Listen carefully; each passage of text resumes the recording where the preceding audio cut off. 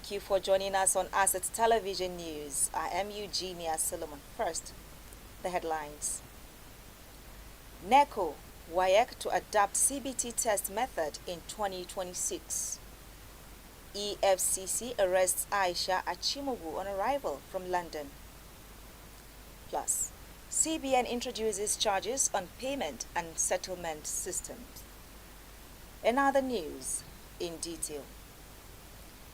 The Minister of Education, Dr. Maruf Alausa, has disclosed that the West Africa Examinations Council, WAEC, and the National Examination Council, NECO, will commence the use of computer-based test, CBT, to conduct their objective papers in 2025 examinations.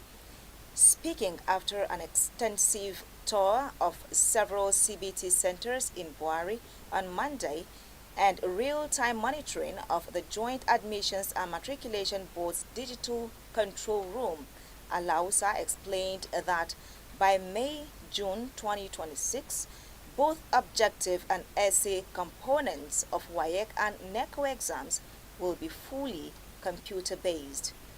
The move, which marks a major policy shift in the conduct of public examinations in the country, is born out of government's determination to rid the examinations of malpractice. Have mandated both the West African Examination Council, WAEC, and the National Examination Council, NECO, to start implementing the exam from the November exams of 2025.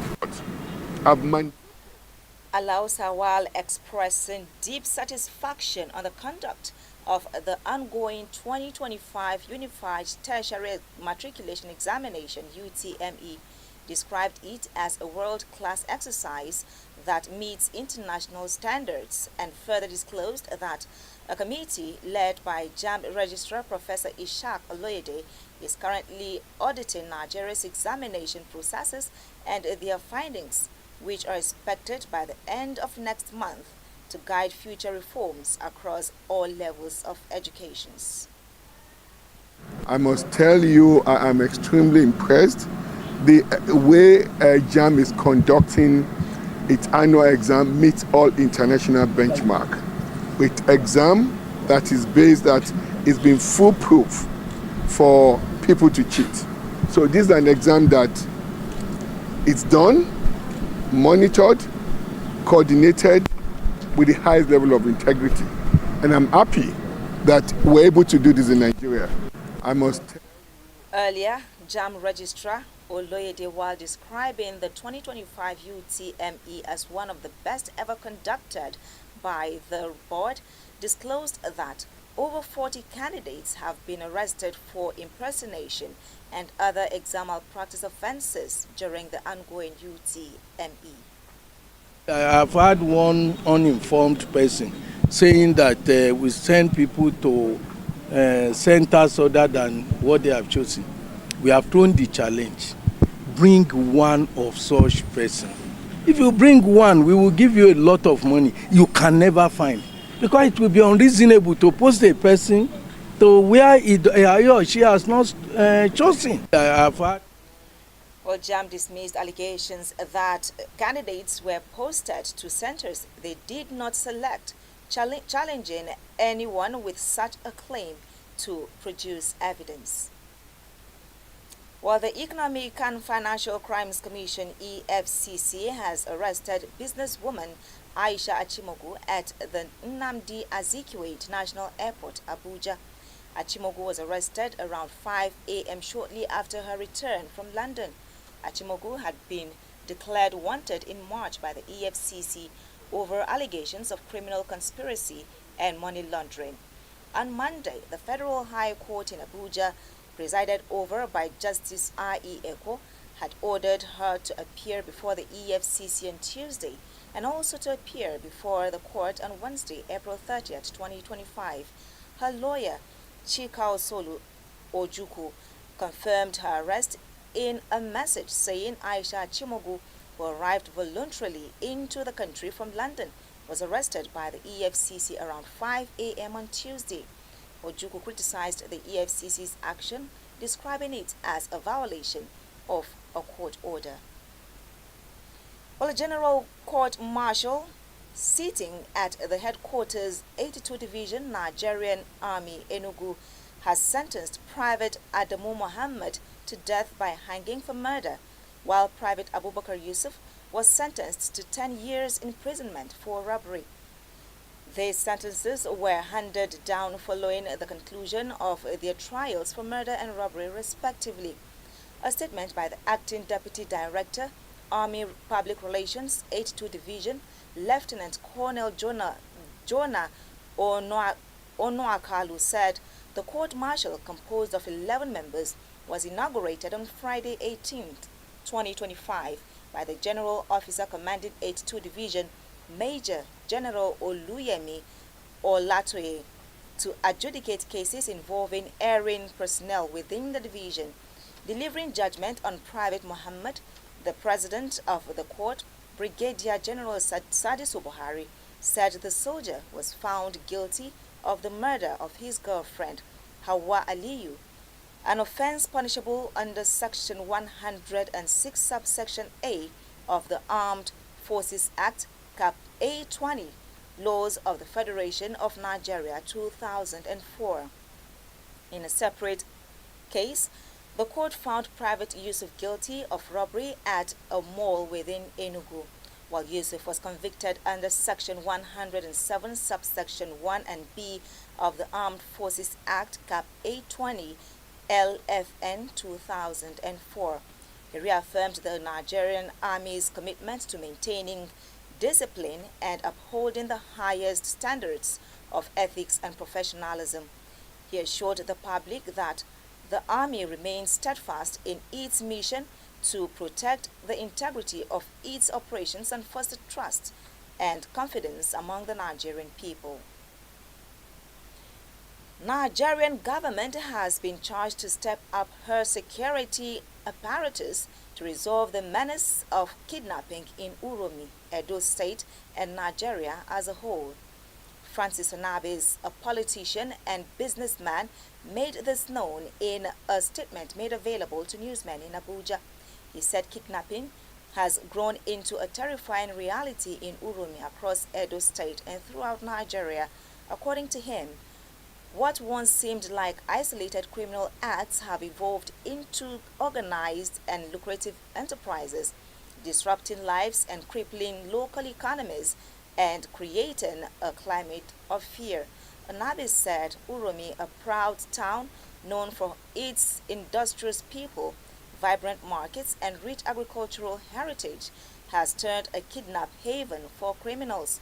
To combat this menace, he maintains Nigerians must move beyond lamentations and wishful thinking. He also advised both federal and state-based civil and state government to establish community-based civil defense officers in all wards across the country to monitor movements of strangers and suspicious individuals. He added that the officers should be recruited from local communities where possible and should act as both deterrents and early warning systems, maintaining constant vigilance in rural and urban wards alike, and should also act as anti-kidnap personnel. We'll pause here for a quick breather. The news will return shortly.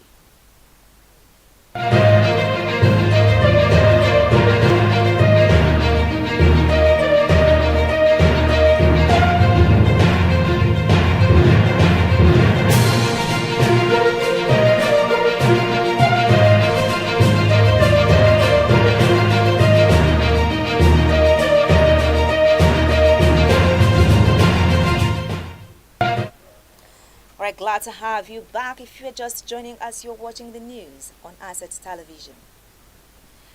The Central Bank of Nigeria, CBN, has introduced changes to the documentation requirements for the Pan-African Payment and Settlement System, PAPSS, transactions in Nigeria. In a statement signed by the Acting Director, Corporate Communications, Hakamasidi Ali, The move aims to enhance intra-African trade, financial inclusion, and operational efficiency. PAPSS is a centralized platform that facilitates instant, secure, and efficient cross-border transactions in local currencies, reducing reliance on third-party currencies and transaction costs. It said that CBN has simplified documentation for low-value transactions, allowing customers to use basic Know Your Customer KYC and anti-money laundering AML documents for transactions below specified thresholds.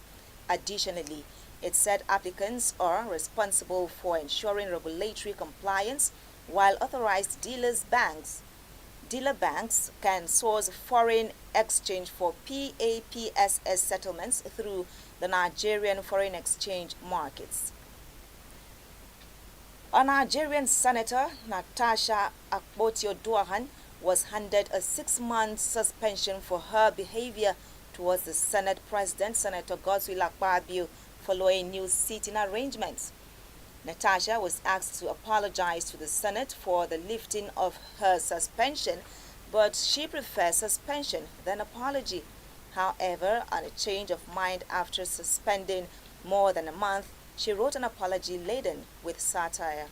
However, some political watchers are advising that the Senate be more than ever before concerned in making laws for Nigeria than be involved in primordial issues.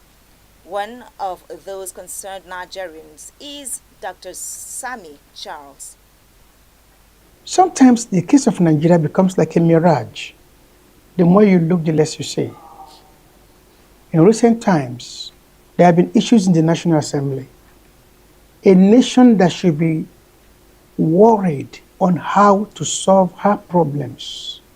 A legislative body that should be much more disturbed on the current economic issues bothering the nation and how to help our people move forward. They are there talking about some inconsequential issues, wasting their time. How a man sexually harass a lady, how a lady is going all over the world, flaunting herself and her issues, talking about being sexually harassed. Is that why you elected? As far as I'm concerned, I think we need to really rethink on what we want as a people and as a nation. What is actually the essence of this bogus National Assembly we have today? What have they contributed to the life of our people and to whatever you call democracy, as the case may be? Sometimes. Well, it now behoves on the Senate if the suspension will be lifted and Natasha allowed to return to Senate. President Bola Tinubu has congratulated Remo Stars Football Club on winning the 2024-2025 Nigerian Premier Football League title, a milestone achievement that spotlights Ikenne and Ogun State. President Tinubu described the historic victory 4 years after the team's promotion to the Elite League as a testament to the hard work, discipline, and unyielding spirit of the players, the coaching crew, and the management. The president admires the team's resilience and perseverance, noting their courage in pursuing success despite 3 previous near misses in the race for the league title. He hopes their example will inspire other Nigerian clubs to pursue their dreams continuously with tenacity and optimism. With that sports story, we come to the end of the news. Do well to follow us on all our social media platforms for more updates and programs. On behalf of the entire news crew, I am Eugenia Solomon. Thank you for watching.